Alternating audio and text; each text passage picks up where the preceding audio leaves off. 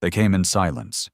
No declaration, no war cry, just a shimmer in the sky, and then cities turned to ash. New York fell first, not with an explosion but with a vacuum of sound. 1 second it was alive, the next it was a crater, then London, then Shanghai. No warning, no negotiations. For a while, Earth believed it was a punishment.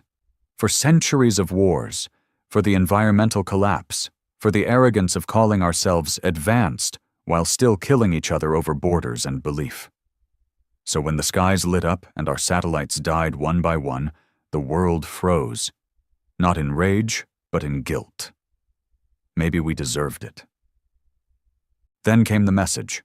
Cold, calculated, and delivered not through any known frequency, but through thought.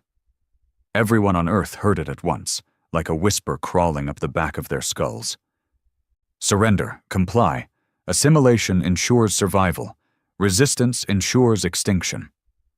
There were no faces, no ships visible, just the hovering certainty of a superior intelligence. They called themselves the Ascended, a race of beings who had moved beyond flesh and time. They had no emotion. They saw no value in negotiation, only in control. The way they communicated was invasive. Thoughts we never wanted were inserted like knives into our minds. Memories of planets burning, civilizations folding, children turned to tools. And yet, Earth chose peace. We disarmed, we complied. Governments dissolved, borders vanished, religions quieted. Survival became the only god worth praying to. For the first time in history, mankind agreed on something. Stay alive, no matter the cost. But survival is a thin leash for a species like ours. My name is Reed. Just Reed. Names don't matter much anymore when you've buried most of the people who used to say yours. I was a captain once, U.S. Special Recon. Now I'm just one of the many ghosts still breathing under the weight of surrender. I lost my brother during the first strikes. He had 2 daughters. They never even got a grave. It's been 9 years since Earth kneeled. 9 years since we gave up our weapons, our sky, our voice. They monitor everything. No internet, no unapproved gatherings, no religion, no article, no violence, no soul. But recently, things changed. It started with the dreams. Men like me, soldiers, engineers, hackers, farmers, even ex-cons, started seeing the same images when they slept. Images of something buried beneath Antarctica. Something human. Something ancient. Something the Ascended didn't want us to find. It wasn't just a dream. It was a message. Not from them. From us. A backup plan left behind by a generation that believed we might one day fall. And in that dream, just one line burned brighter than the rest. We chose peace once, now we choose what comes next. That was enough. Enough to wake the part of us they thought they killed. Enough to remind us that we weren't just survivors. We were fighters, builders, monsters when cornered. We've survived plagues, dictators, nukes, religious crusades, and world wars. We don't just adapt. We evolve. A quiet resistance began. Underground, literal and figurative. Tunnels under the old cities, communication through muscle twitches, ideas encoded in the beats of heart monitors. They watch everything. But they don't understand rebellion born of grief. They don't understand the rage of a species that knows extinction is already at the door. So now I stand in a tunnel lit by stolen tech, holding a rifle made from scrap and vengeance. Around me are others like me. A former janitor from Seoul, a blind chemist from Berlin, a boy who watched his mother vaporized in Rio. No rank, no uniform, just scars and the unshakable certainty that we've been silent long enough. The final message has been sent. Now we decide what comes next. The tunnel stretched for miles beneath the ruins of what used to be Boston. No streetlights, no maps, just faint pulses of green light woven into the rock by scavenged tech and muscle memory. I moved in silence, my boots skimming over a track of melted steel and dried blood. The deeper we went, the more I could feel the earth pressing down on us, like it knew what we were planning. There were 30 of us in this cell, 30 humans, trained in different lives to do different things, now bound together by a single cause: to make them bleed. Funny thing is, we didn't even know if they could bleed. I met up with our engineer just past the choke point. Big guy, ex-miner from Quebec, calls himself Knox now. Not his real name. Real names are dangerous when your enemy can mine your memories. He looked up from the control console, his right hand replaced with a rusted hydraulic claw. "You sure about this?" he asked, voice gravel and distrust. "No," I said, "but I'm done being sure about dying quietly." He gave a half nod and jammed a cable into the stone wall.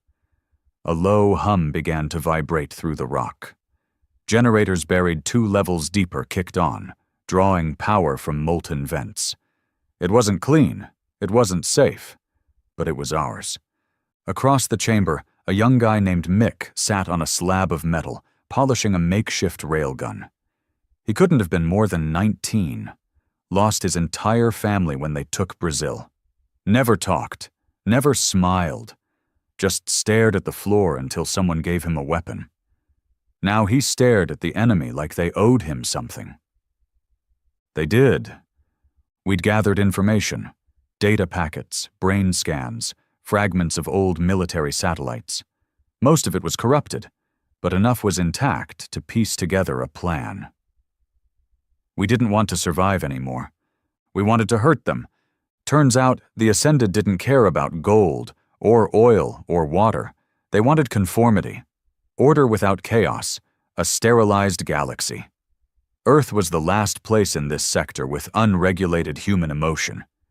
They called us wild variables, too unpredictable, too violent, too human. So they tried to erase us. That was their mistake. See, they didn't realize that chaos is our nature, that we learn not from comfort but from loss, that our greatest thinkers were madmen and our greatest warriors were broken men. They underestimated what humans become when there's nothing left to lose, and they missed something buried deep in Antarctica. We still didn't know exactly what it was, just that it pulsed a frequency the Ascended couldn't decrypt, something built in the Cold War era, something human, and possibly the only chance we had to strike back. We called it the core. Intel said it was buried under 20 stories of ice and steel, sealed in a crypt designed to survive nuclear fallout and orbital strikes. We'd need a transport, weapons, and most importantly, time. But we didn't have any of those. What we did have was hate, enough of it to keep us moving. That night, we launched Operation Shard. Small cells in Europe, Asia, and what's left of Africa all began synchronized disruptions, not full-on attacks, just enough to draw eyes away from the north. Explosions in a tunnel in Kiev, a hacked signal in Delhi screaming war propaganda, a power grid failure in Nairobi. All of it designed to look random. We weren't trying to win a war. We were trying to win 10 minutes. That was all the time we needed to launch the convoy toward Antarctica. 10 minutes to say, we're still here. 10 minutes to remind them that humans don't just roll over, that sometimes we smile with a knife in our teeth.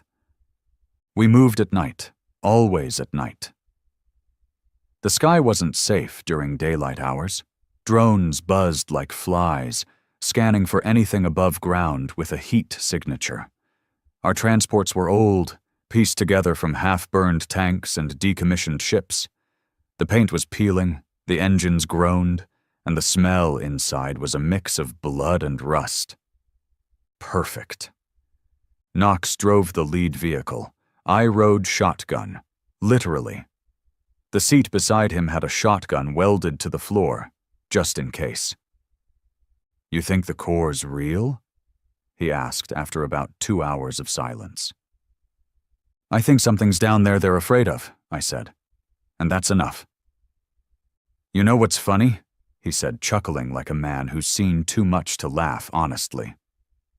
They studied us, measured us, watched our wars, but they still don't understand us. They still don't get that fear isn't a weakness for us. I looked out the window. Snowflakes the size of quarters drifted down like ash. Yeah, I said. Fear makes us sharper. He nodded. Fear makes us dangerous. We lost the first vehicle to a patrol drone near Chile. No explosion, no warning. Just a blue beam of light, and then silence.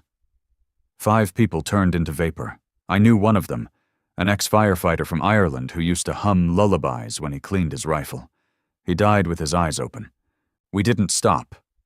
We couldn't. We buried his tags in the snow and kept going. Everyone understood. We all had someone we failed to save. The closer we got to Antarctica, the more the air changed, thinner, colder, angrier. Even nature seemed pissed at what we were doing, but we kept pushing forward. Nights were sleepless, days were worse. We avoided known zones, traveled under frozen lakes, hacked satellite blind spots. Every mile was a risk.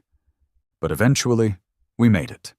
The entrance was nothing more than a steel disc buried beneath 50 feet of ice. If you didn't know it was there, you'd never find it. Knox lit a torch and started cutting. Then the alarms hit. Not our alarms. Theirs. A low-frequency hum tore through the air, vibrating our skulls like someone was screaming directly into our bones. The Ascended had found us, or maybe they always knew, and just waited for us to come this far before reminding us we weren't alone. We formed a circle around the entrance, weapons drawn, breath visible in the frozen air. Mick stood beside me, jaw clenched. He didn't ask for orders. None of them did. That's the thing about men who've lost everything. You don't have to tell them how to fight. The first enemy arrived 30 seconds later. It wasn't a ship. It wasn't a drone. It was a thing roughly humanoid, but elongated, all bone and black metal. No face. Just a shimmer where a head should be, like a reflection in water. It moved like smoke, but faster, almost too fast to see. We shot it anyway. I don't know if we killed it, but we slowed it down enough to buy Knox the time he needed. The steel hatch hissed open, revealing a black shaft leading straight down. No light, no ladder, just cold air and the sound of something ancient calling us home. Knox looked at me. You sure we're ready for this? No, I said. But we're here. We descended. One by one, each of us dropped into the dark, like sparks falling into gasoline. We didn't know what we'd find down there. We didn't know if this would save humanity or bury it forever. But we chose peace once. And now, we'd chosen this. Not survival, not surrender. Revenge. The descent felt like falling into a grave that had been waiting for us all along. The shaft stretched for what must have been 100 meters, reinforced steel walls scarred by time and pressure. Our boots clanged on rusted rungs as we climbed down one by one, rifles strapped tight, breath steaming in the freezing air. The tunnel swallowed us whole. I was third down, Mick above me, Knox below. Nobody spoke. About 40 meters in, the rungs turned slick with frost and oil. Some kind of black industrial sludge still seeping from the walls. The kind that didn't freeze. The kind that smelled like something alive once died screaming in it. By the time we hit bottom, I could barely feel my fingers. But what I did feel, beneath the cold, beneath the tension, was something humming. Not a sound. A pulse. It wasn't mechanical, not entirely. It felt organic, like a heartbeat pounding through layers of reinforced concrete. Whatever the core was, It wasn't sleeping. It was waiting. Knox activated the ground scanner and pointed it at the bulkhead in front of us, an enormous, circular door built from solid titanium. The paint had faded, but we could still make out the insignia burned into the metal. Project Mirage, initiated, 2094, terminate only on global nonconformity threat. I didn't know what Project MIRAGE was. Nobody did. The Ascended scrubbed every archive clean. Anything they couldn't understand, they destroyed. Which made one thing clear. They feared this place. Knox tapped into the control panel, working the old-world tech like a surgeon with a shaking hand. Manual overrides fried, he muttered. EMP probably killed it decades ago. Options? He wiped his brow. Blow it or cut it. I glanced back. The shaft behind us was still empty. No sounds from above. No warning. But I knew better. They were coming. Cut it, I said. Quietly. He nodded and started welding. Meanwhile, the rest of us set up a defensive perimeter inside the shaft chamber. It wasn't much, bare stone and shadows, but it was all we had. We couldn't risk radio, so we used hand signals and eye contact. Years ago, I would have demanded more prep, more intel, more structure. Now I just needed people who wouldn't flinch when death walked through the door. The door came open 2 hours later. Not with a bang, not with a roar. Just a soft hiss, like the place had been holding its breath for 100 years, and finally exhaled. The chamber beyond wasn't what I expected. It wasn't a lab, not a bunker, not a war room. It was a cathedral. Vaulted ceilings arched overhead, covered in cracked tiles painted with abstract designs, gears wrapped in DNA strands, bloodlines woven into digital patterns, stars orbiting human skulls. It was beautiful, terrifying, pure human madness carved into the bones of the earth. And at the center of it all stood the core. At first glance, it looked like a massive obsidian sphere suspended in the air, the size of a small house. It floated silently, held aloft by 6 curved metal pylons humming with energy that shouldn't exist anymore. And beneath the sphere, etched into the concrete floor in blood-red steel, the words, "When they come for the soul of mankind, let this be our scream." Mick stepped forward slowly, eyes wide. "It's real." Knox ran a hand across one of the pylons. "Not just real, still powered." I approached the orb and felt my chest tighten. Not fear, something deeper. Like my body knew it was standing in front of something built for one purpose. War. I turned to Knox. "You think it's a weapon?" He didn't answer at first, just stared at the core like it was staring back. "I think," he said finally, "it's something worse."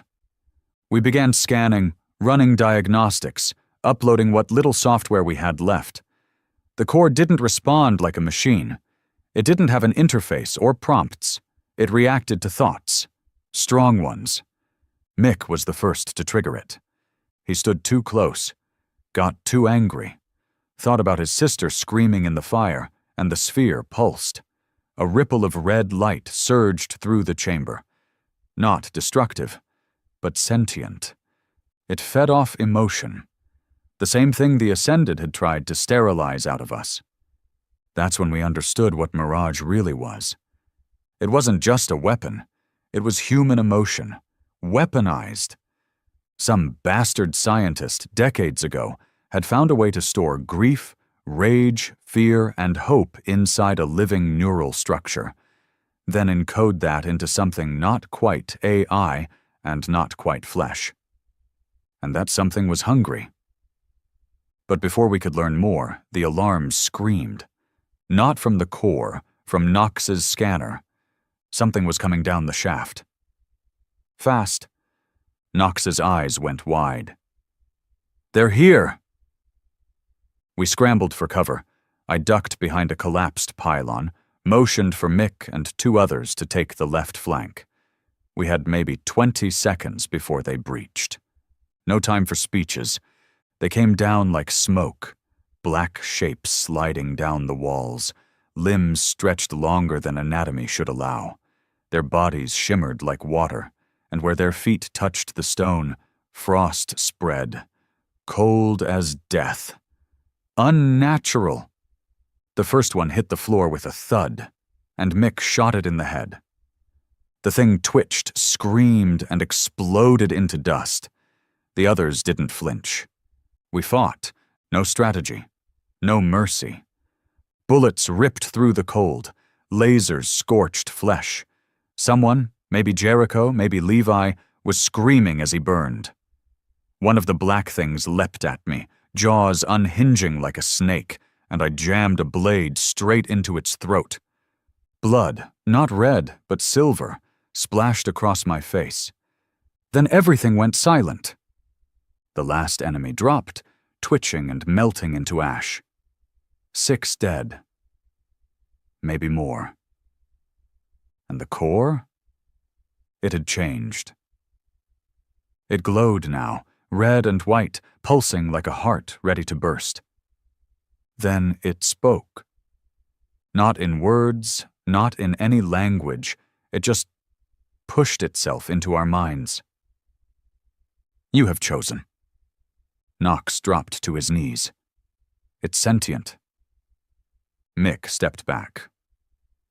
What the hell does it mean? I looked at the core. Means it's awake, I said. And it was. Somehow, some way, the core had linked to us. Maybe through our grief, our rage, or maybe it always knew we'd come. Whatever it was, it had tasted blood. And it wanted more. Then something happened I can't explain. The core opened. Not physically, not with doors or panels. It just cracked open reality. A vision hit us, shared across every mind in that room. We saw Earth burning, but then we saw them burning.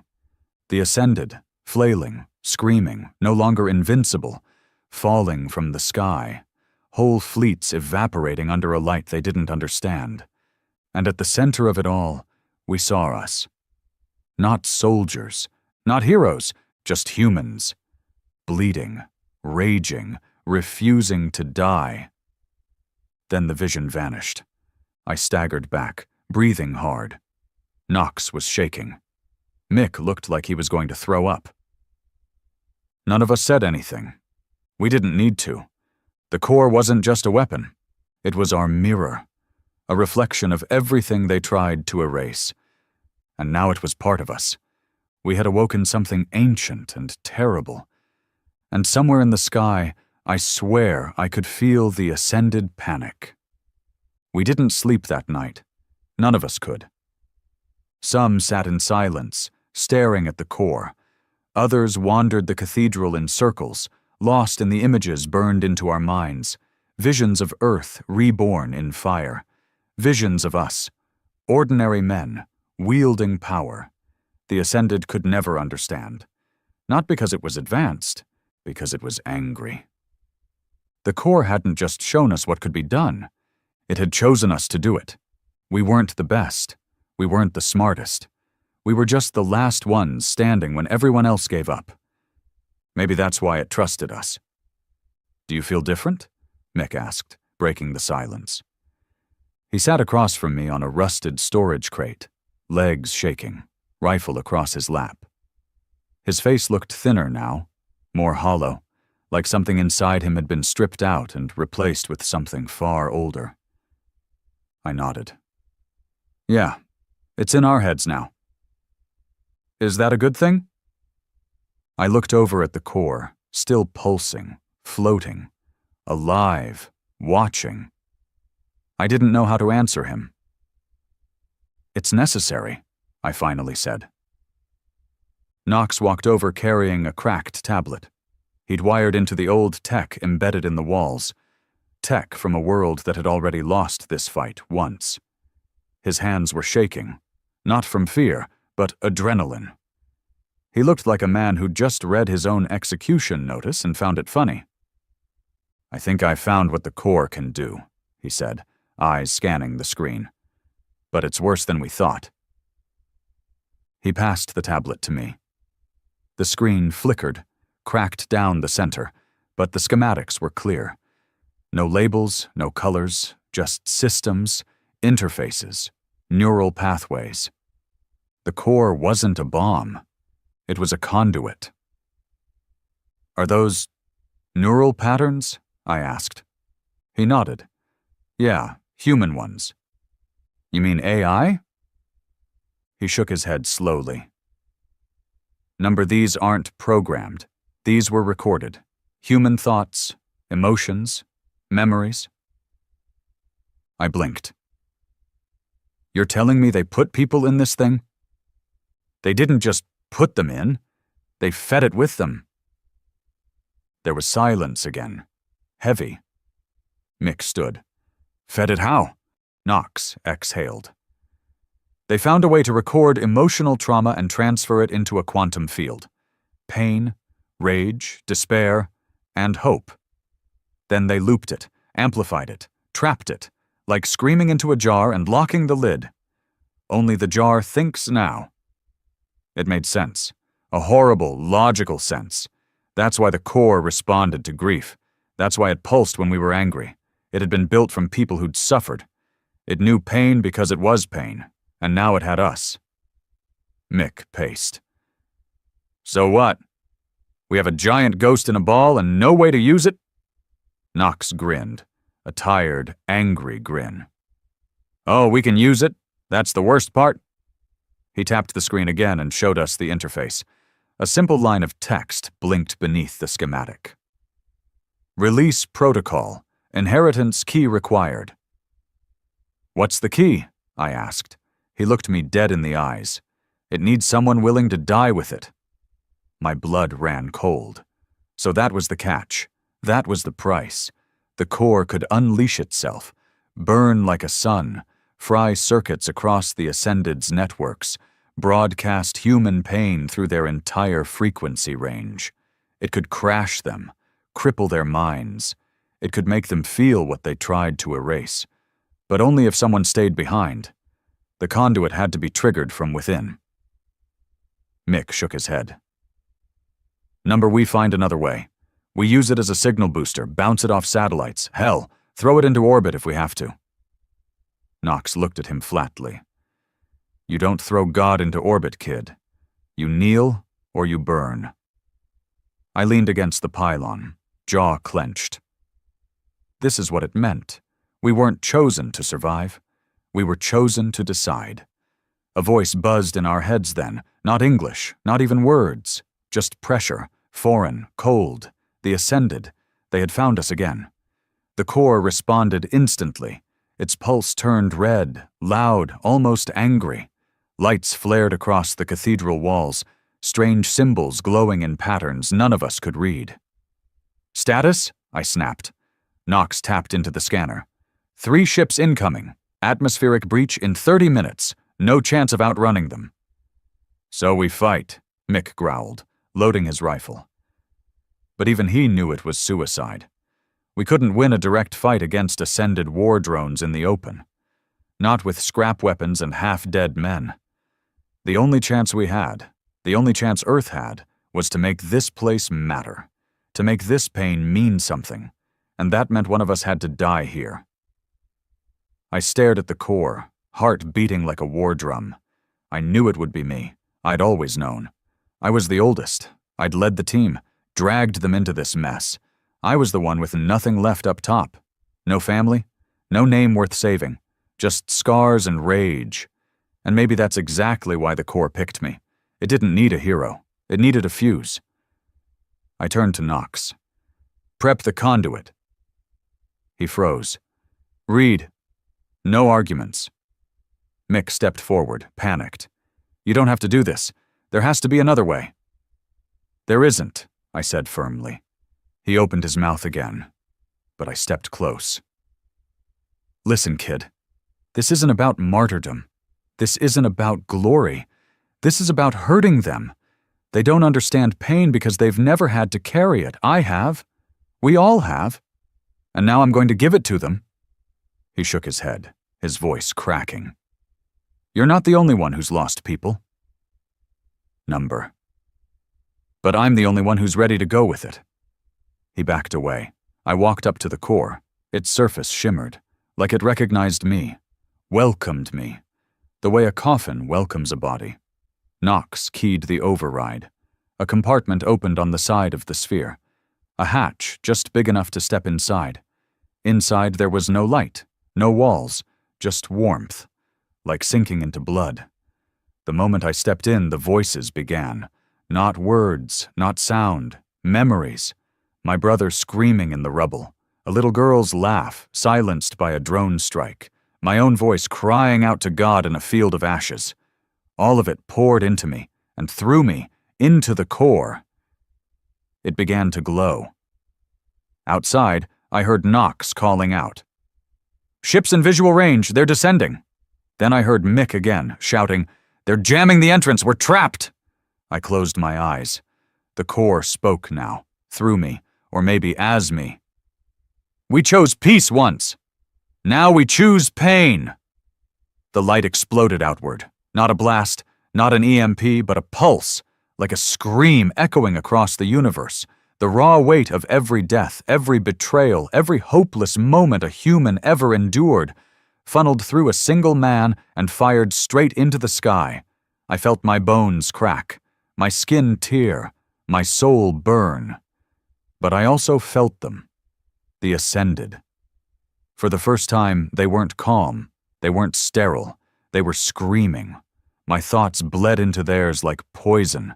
I showed them every city they burned, every child they orphaned, every soldier they erased. And I let them feel what it was like to be us. Alone, angry, refusing to die. They staggered, their ships twisted. One dropped from the sky like a wounded bird. Another burst in midair, unable to contain the raw psychic feedback. They couldn't handle it. They couldn't process pain.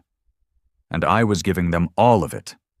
One last thought entered my mind as the core began to collapse in on itself, dragging me with it. A voice, not my own, soft, human, tired. They will remember your scream. Above ground, hours later, the sky was clear. For the first time in years, the satellites were silent. No ascended presence, no drones, no orders to kneel, just silence. Knox stood outside the collapsed crater with Mick and the survivors. His face was pale, lips trembling. He did it, Mick whispered. Knox didn't reply. He just stared at the wreckage. And above them, somewhere in the darkness, Earth began to breathe again. Because someone chose not to, the crater still smoked 3 days later. Ash drifted across the snow, mixing with the bloodstains frozen into the ice. The air felt different now. Less sterile. Heavier. Like something sacred had been broken, and the earth was waiting to see what would crawl out of the wreckage. Knox stood at the edge, hand shaking around a dented canteen. He hadn't slept since the core detonated. Not really. Every time he closed his eyes, he saw Reed's silhouette swallowed by red light, felt the pulse of pain ripple across his spine like 1,000 knives. Mick sat a few feet away, staring into the pit. No expression. Just numb silence. There wasn't a body to bury. The core didn't leave remains. It absorbed them, burned them down into memory and signal. Reed wasn't gone. He had become the weapon. His rage, his grief, his humanity had fused with the last tool Earth had left, and in doing so, he did what no army ever could. He made them feel, and they couldn't handle it. Reports came in slowly, from whispers and encoded fragments passed through old HAM radios, hidden mesh nets, courier runners. Ascended systems were collapsing. Their drones short-circuited mid-air. Their ships fell from orbit. Entire command vessels melted from the inside as someone, pushed human pain directly into their neural cores. For the first time in centuries, the enemy faltered. And the world noticed. Knox huddled in a makeshift shelter by night, scribbling notes onto salvaged parchment. Electronics were fried within 50 kilometers of the core's blast. Anything digital buzzed with static and screamed with voices that didn't belong. He'd lost 2 engineers already. Both slit their wrists after trying to decode what was left in the comms array. One whispered Reed's name as he bled out. Not a curse. A prayer. Mick approached him by the fire, a rough blanket over his shoulders. "People are calling it the Reed Pulse," he said. Knox didn't look up. "Cute. Some think he's still alive, inside it, talking to the machines." "He's not." Mick sat, watching the flames flicker. "How do you know?" "Because he wouldn't let that happen. He didn't die to linger. He died to make sure we live." He didn't say it bitterly. Just the truth. Mick nodded. "So what now?" That was the question no one wanted to answer. The Ascended weren't dead, just wounded, paralyzed. They had always been distant. High-orbit operators, sending drones and puppets. Their true forms had never descended. Until now. Knox tapped a scratched screen, the only functioning unit left, powered by ancient dry cell batteries. A satellite image came into focus, pixelated, corrupted, but clear enough to see the object descending toward Earth's southern hemisphere. A ship, bigger than anything humanity had ever built. 10 miles wide, smooth, circular, humming with a low frequency that made teeth rattle. And it wasn't unmanned. "This is it," Knox muttered. "They're coming down. The real ones, not proxies, not illusions." "Why now?" Mick asked. Knox looked him in the eye. "Because we hurt them." Elsewhere, across the fractured remains of Earth's continents, the spark began to spread. In the slums of what used to be Cairo, a resistance leader known only as Wren reactivated a stolen jammer and used it to knock out 4 enemy sentinels.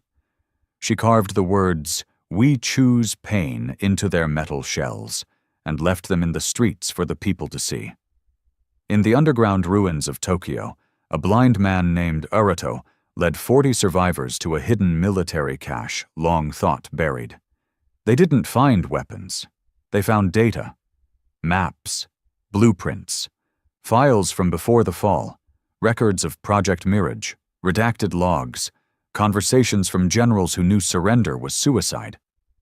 And in the heart of what used to be Texas, an old war dog named Briggs, once a drunk nobody listened to, led the first successful ambush on a hybrid Ascended ground troop using nothing more than analog explosives and raw hate.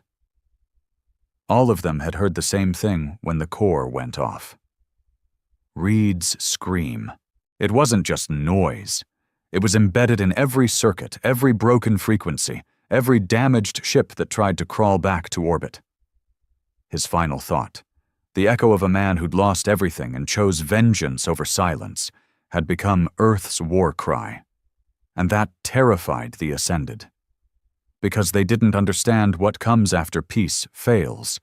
They didn't understand what a desperate man becomes when there's nothing left to negotiate. Back in the crater, Knox stared at the crude comm station they'd assembled. Static. Screams. Occasional patterns in the noise. One message kept repeating in bursts, distorted but persistent. He played it again. "His pain infected us. Purge protocol failed. Unit collapse imminent." Not from humans. This came from them. They were trying to warn each other, trying to regroup, trying to isolate the infection. They thought humanity was a disease. They weren't wrong. We were. But not the kind that dies off. The kind that evolves. Mick returned with supplies, scraps of meat, water, strips of cloth.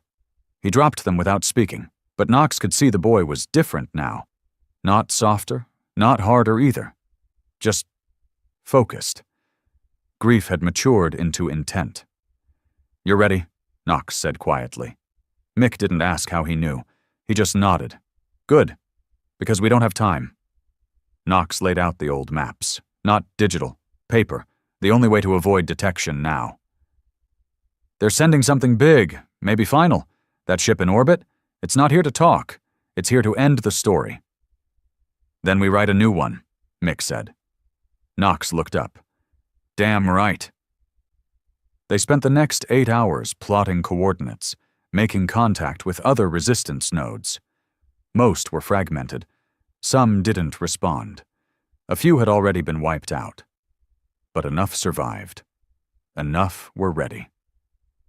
This wasn't a war they could win conventionally, but it wasn't conventional anymore. Reed's final act hadn't ended the war. It had restarted it on human terms. No rules. No diplomacy. Just pain. And for once, the enemy would have to feel every bit of it. 1 week later, across a ravaged battlefield in Argentina, the first ascended in flesh finally touched Earth's soil. The air turned to mist around its arrival. Animals collapsed within a mile. Plants blackened. It stepped out of its craft like a god descending into hell. No face, no mouth, a shimmer where eyes might have been. It moved without sound. It didn't need weapons. It was the weapon. Resistance fighters nearby panicked, even hardened men and women who'd seen family vaporized. Some fled. Some shot wildly. None of it mattered. The creature moved through them like fog through light, untouchable. Until one man walked toward it with something in his hand. Mick. He carried a small black box, nothing fancy, built from salvaged pieces of the core, a gift from Knox. The creature paused. Something in the air twisted. And then the box opened. The scream erupted again, Reed's voice, distorted and raw, no longer a man but a force. It tore through the valley like thunder and lightning mixed into bone. And for the first time ever, the Ascended staggered. It screamed, not in noise, but in silence, a psychic shockwave that shattered trees and broke glass and made even the ground groan. The creature fell to its knees, then exploded. Nothing dramatic, just ceased to exist. Mick stood in the crater it left behind, bleeding from both ears. He smiled through cracked lips. "Welcome to Earth, asshole." And just like that, the war changed again. We weren't the victims now. We were the virus, and they had no immunity, because pain, real human pain, isn't weakness. It's a language. And now they speak it too. The thing they never understood, the thing that killed them before they even landed, was this. We don't need to win. We just need them to bleed. And now they were bleeding. Mick's encounter in Argentina spread like wildfire. Not through the web. They'd burned that out long ago. But through whispers, drawings on walls, smuggled recordings, coded drums in jungle camps, even blood-scrawled messages in abandoned cities. One scream, one soldier, one enemy turned to ash. It shattered the myth. For years, the Ascended had presented themselves as untouchable. Gods, minds beyond flesh, beyond fear. But when one of their physical avatars collapsed under the weight of a single voice, Reed's voice, it proved they could fall. And if they could fall, they could be hunted. We called them Eidolons, the physical ones, the real Ascended, not the drones, not the machines. These were their bodies, maybe projections, maybe partial incarnations, maybe something worse. But they bled. They screamed. They died. Not easily. But nothing about us ever was. Knox had relocated to an underground rail depot in the Siberian wastes. It wasn't much. Cold, cracked concrete with rusted Soviet piping overhead. But it was enough to work. More importantly, it was off the grid. No electronic signals. No heat spikes. The Ascended couldn't detect it unless they stumbled into it, and by then, it would be too late. We were building something. An amplifier. He called it the choir. Reed's scream was a single shot, Knox explained, pacing the icy floor as frost clouded his breath. But if we can synchronize enough carriers, enough echoes of that emotional data, we can hit them across multiple points at once. Mick nodded, his fingers raw and bandaged from helping with the wiring. You're saying we don't have to fight them one-on-one? No, Knox said, stopping to look at the schematic. We turn Earth into a speaker. Let them hear what we've been forced to carry. You think it'll kill them? I think it'll change them, and they won't survive the change. That was the key. See, the Ascended weren't alive in the way we understood it. They were networks of consciousness, evolved past the flesh, or so they believed. But Reed's scream proved they still had pathways vulnerable to emotional trauma. Empathy didn't evolve out of them. It was burned out. Now we were putting it back in, forcefully. We found 6 carriers. Humans who'd made direct contact with fragments of the core's energy. Survivors of Ground Zero events. People like Mick, who had heard Reed's final moments not just with ears, but in their blood. They were walking contagions now. Touched by something ancient, something uniquely human. One of them, a woman from Belarus named Nadia, couldn't speak anymore. Her voice had been replaced by a constant low hum that made radios crackle and babies cry. Another, Tomasz from Warsaw, had seizures every time he got near anything electronic. But during those seizures, he transmitted Reed's thoughts in bursts of Morse code. None of it made sense to outsiders. But to us, it was the new language of vengeance. Mick became the anchor, the first vector, the one who survived direct resonance and came back stronger. He'd stopped shaving. His hands shook when he wasn't moving. Sometimes he'd wake up in a cold sweat, mumbling lines from dreams that weren't his. But when he stood near the makeshift choir rig, it sang. A frequency like bones snapping underwater. A sound you didn't hear so much as feel, in your teeth, your spine, your soul. Knox was still trying to quantify it, map it, control it, but I knew better. This wasn't technology. This was a curse. The first choir test happened in the ruins of Istanbul. The Ascended had repurposed the city into one of their main relay hubs.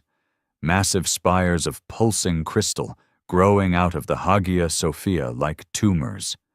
The sky buzzed with drones. Locals called it the Temple of Silence. We changed that.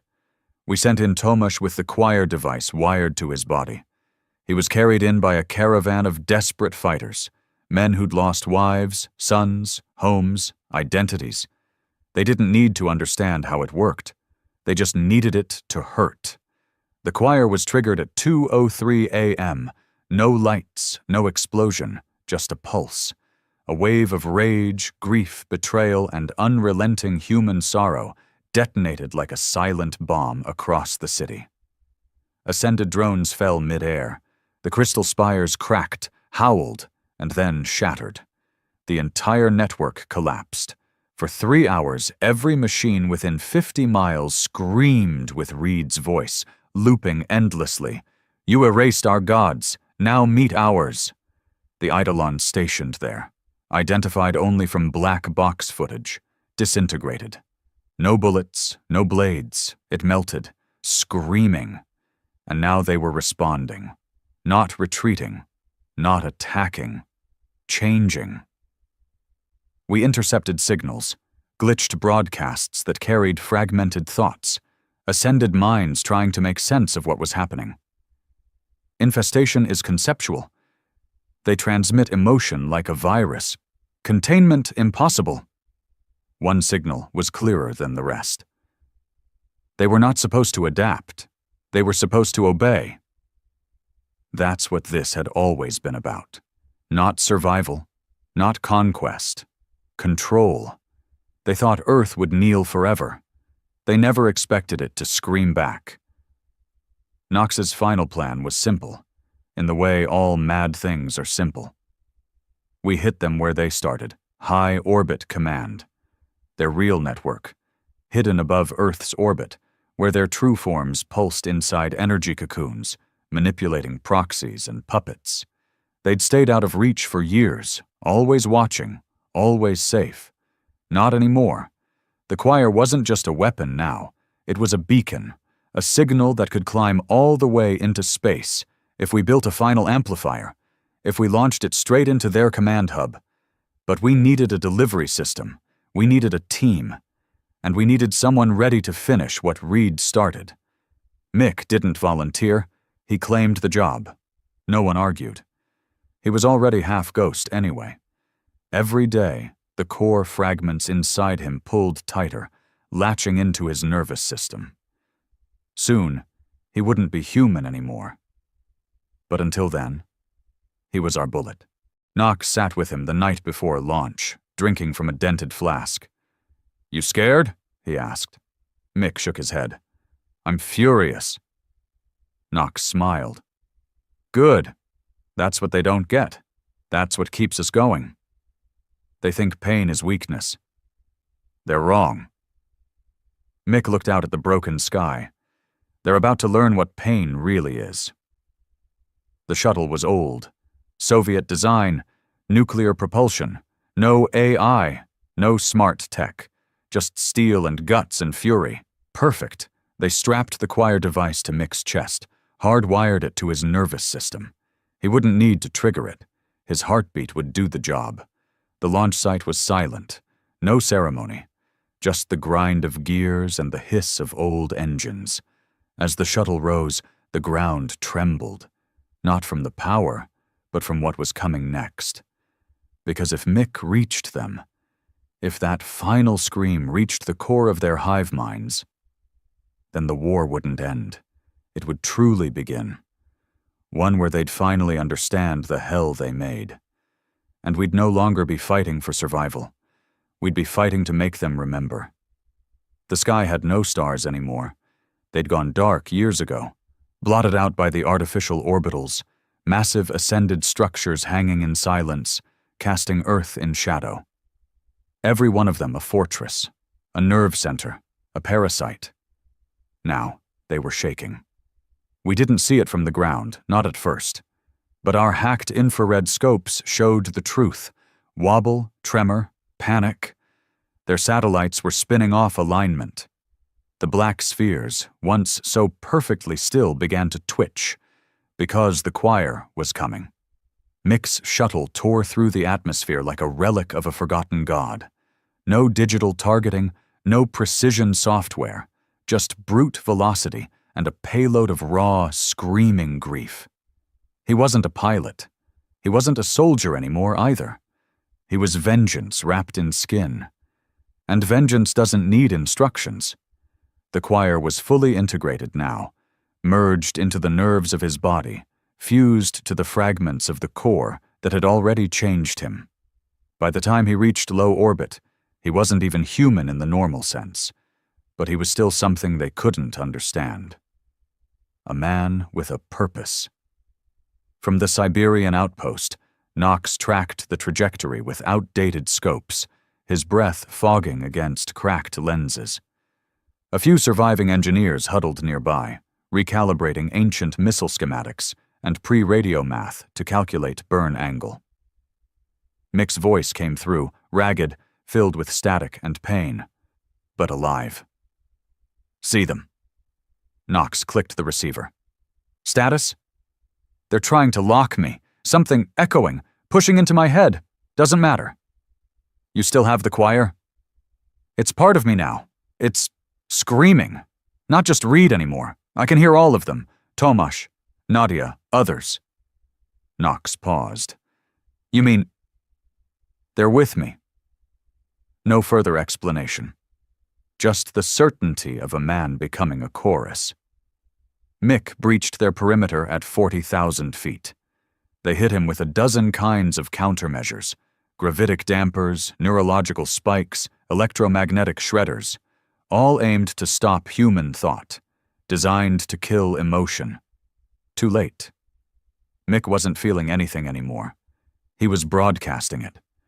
The choir, now fused with his body, emitted a continuous low-frequency pulse, in a UDIBLE, in VISIBLE, but devastating.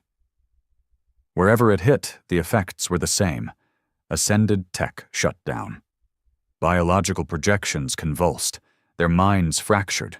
We heard it from Earth. The ascended control rings began to wail. Not alarms, voices.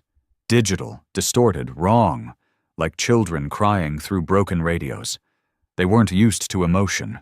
They'd spent centuries purging it, sterilizing themselves, cutting out guilt, fear, anger. Now it was pouring into them.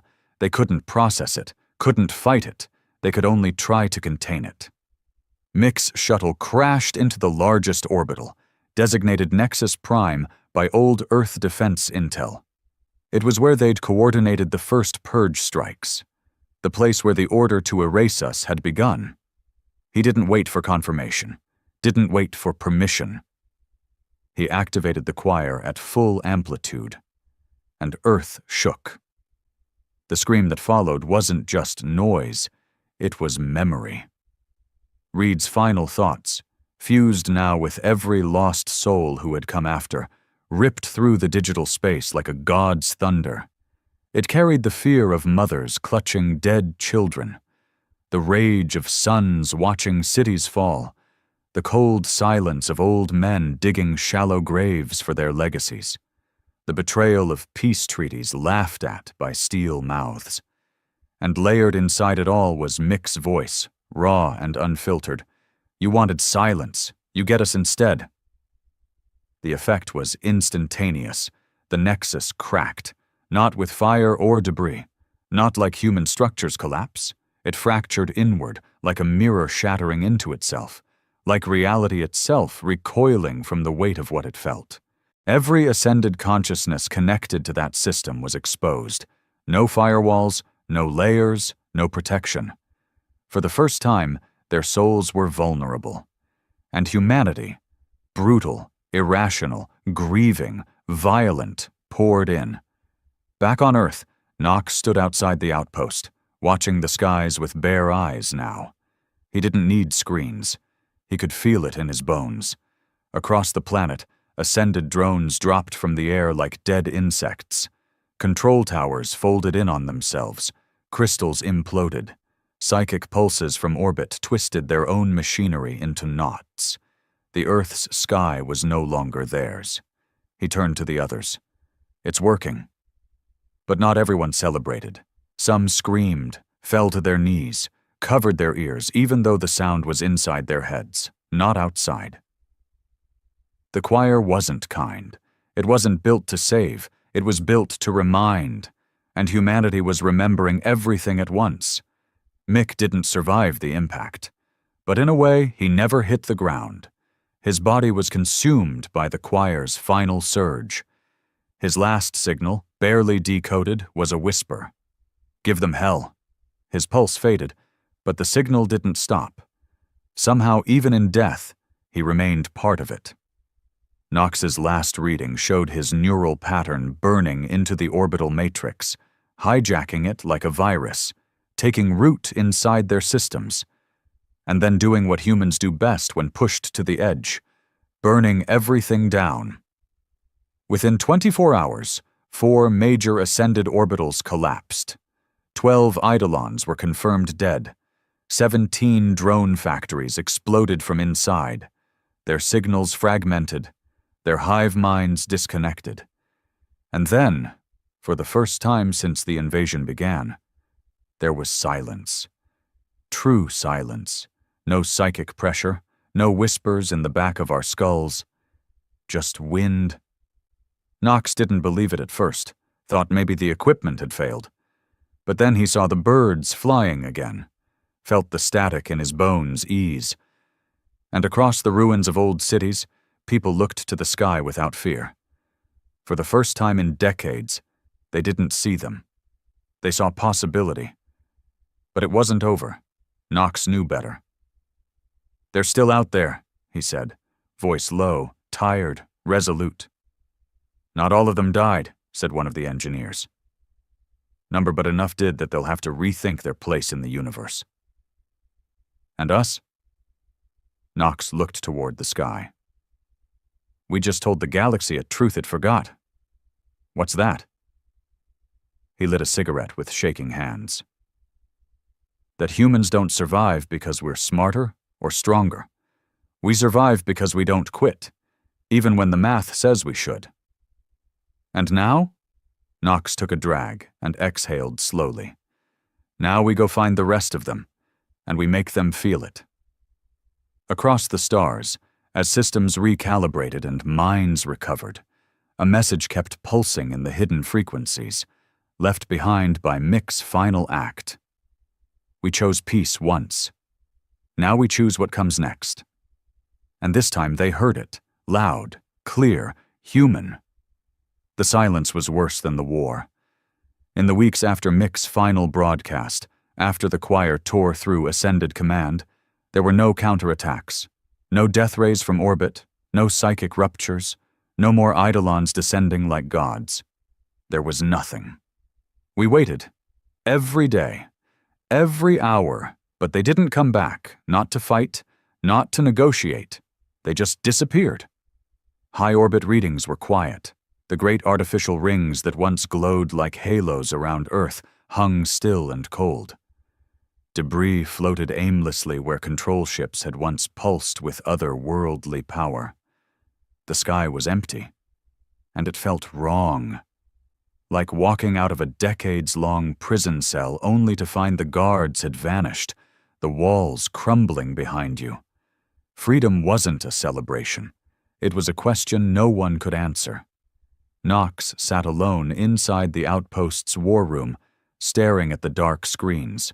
No data, no signals, just static. His fingers traced the cracked keys, not typing, just remembering. Everyone else had left days ago. Most had returned to whatever ruins were still called home. A few had joined the New World assemblies, trying to stitch a society back together from the bones of the old. But not him. He didn't belong in meetings. He belonged here, watching, just in case. A rusted radio crackled to life. The voice was faint, a child, maybe 8 or 9, speaking into a scavenged frequency with pure innocence. "If anyone hears this, I'm not scared anymore." Knox leaned back in his chair and exhaled through his nose. That was worth all the blood. The world didn't rebuild. Not exactly. There was no government strong enough to demand reconstruction, no global economy to revive, just clusters of humans, some angry, some broken, all changed, trying to figure out how to live without a boot on their throat. In New Africa, they built settlements out of wrecked drone parts. In the Americas, bands of engineers began rewiring old satellites, not to watch for ascended ships, but to locate surviving archives.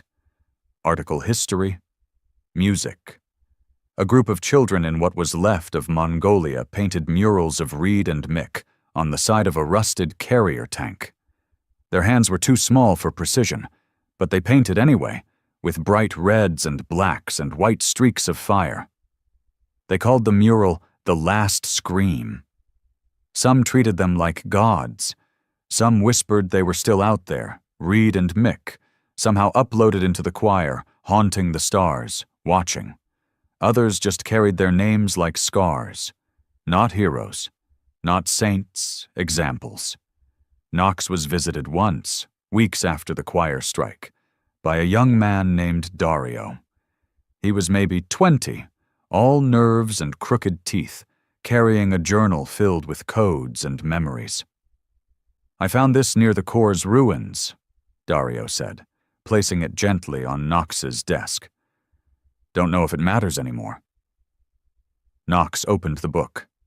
It wasn't full of tactics or schematics. It was Reed's notes, handwritten, before the final descent, before the scream, before he became legend. Scrawled at the bottom of one page, under a rough sketch of the core's interior, were 7 words. Make them feel it. Make them remember. Knox stared at it for a long time. Dario cleared his throat. There's more.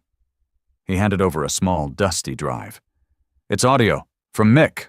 Last words. Knox hesitated, then plugged it in. The voice crackled, full of static and pain, but unmistakably human. They wanted silence. They thought we were a problem to clean. But we're not a stain on the galaxy. We're the warning label. If this gets out, if anyone else in the stars sees what happened here, let them know. We chose peace. You chose regret. It cut out there. No goodbyes. No crying. Just that hard, flat truth. Knox closed the file and leaned back. Good, he muttered. Let it echo. Earth didn't become a utopia. People still fought, starved, lied, stole. We're still human. But there was no more voice in the back of our minds, whispering surrender. No more steel gods pretending to understand us from behind clean lenses. There was only us. Wounded. Angry. Alive. They had left us in ruins, and now we were learning how to build in the dark. No instruction. Just instinct. 3 months later, a ship fell from orbit. It didn't crash. It landed in what used to be Nevada. Silent, sleek, no weapons visible, no escort. It didn't fly like the ascended ships. It drifted like a leaf in water. Knox arrived 6 hours later with a strike team. They were expecting an ambush. What they found was worse. Inside the ship was one ascended, not a projection, not a puppet, one of their actual forms, if that's even what you could call it. It stood about 8 feet tall, not metal, not bone, something in between. Its face was blank, no eyes, no mouth. It didn't speak. It projected, right into Knox's skull. We are leaving. Knox winced. Why? We can no longer function in your frequency. Your resonance has contaminated us. Knox tilted his head. You mean emotion? Pain, regret, anger. These do not serve purpose. Knox smiled grimly. No, but they make us dangerous. The entity twitched. Others will come, different species, other minds, not like you. They will find your noise unbearable. Knox shrugged. Good. They will try to kill you. Knox stepped forward. Number, they'll try to understand us. And if they're smart, they'll listen. The ascended figure hesitated. What will you do with the quiet now? Knox looked toward the sky. Build a warning sign, and leave the gate open. The figure shimmered, tilted its head, and then collapsed into a puddle of light. Gone. No sound, no weapon, just an admission. They lost. 5 years later, Earth was different, still fractured, still healing, still itself. But better. Not because we won, but because we remembered who we were. The choir signal is still active, but dormant, buried beneath the ruins of Nexus Prime, flickering like a lighthouse in deep space. Not a threat, not anymore. A message. One final warning carved into the fabric of the stars. A simple recording plays on a loop to any species advanced enough to intercept it. This is Earth. We chose peace once. You chose what came next. Let that be the last mistake anyone makes. Then silence. Then the pulse. Still carrying Reed's scream. Still carrying Mick's fury. Still human. Forever.